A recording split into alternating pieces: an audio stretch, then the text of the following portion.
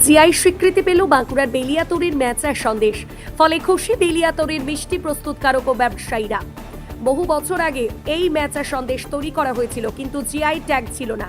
কিন্তু এবার তা পেয়ে খুশি দোকানদার থেকে শুরু করে ক্রেতারা। বাঁকুড়া থেকে দুর্গাপুর যাবার পথেই পড়ে বেলিয়াতড়, আর সেই বেলিয়াতড়ের বিখ্যাত এই ম্যাচার সন্দেশ। সারি সারি গাড়ির লাইন এবং খদ্দেরদের ভিড় দেখা যায়।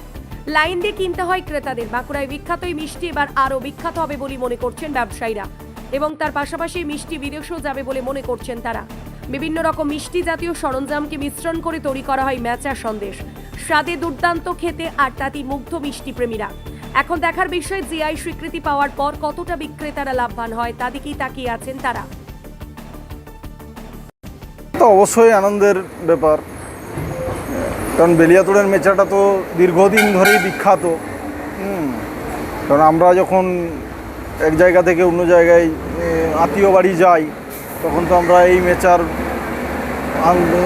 ইয়েতে নিয়ে যাই, আত্মীয় বাড়িতে নিয়ে যাই, তারাও এটাকে খুব পছন্দ করে।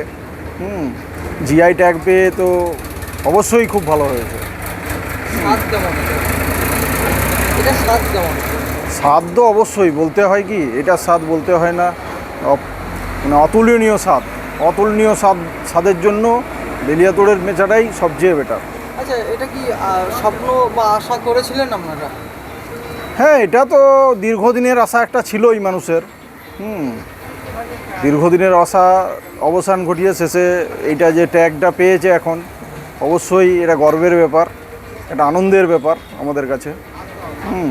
স্থানীয়রা কি প্রত্যেকেই এই জিআই পাওয়ার পর খুশি হয়ে কি আত্মীয় বাড়ি মেচা পাঠাবে আবার? অবশ্যই পাঠাবে, অবশ্যই পাঠাবে। এটা স্বাদ সবাই নিতে চাইবে এবার।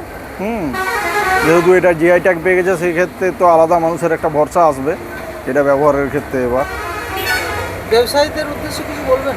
ব্যবসায়ীদের উদ্দেশ্যে বলতে গেলে মেচার কোয়ালিটি ভালো রাখতে হবে, মেচার কোয়ালিটি আরও উন্নত করতে হবে, যাতে আরও ভালোভাবে মানুষ পরবর্তী ক্ষেত্রে এটাকে মানে আনন্দের সাথে উপভোগ করতে পারে।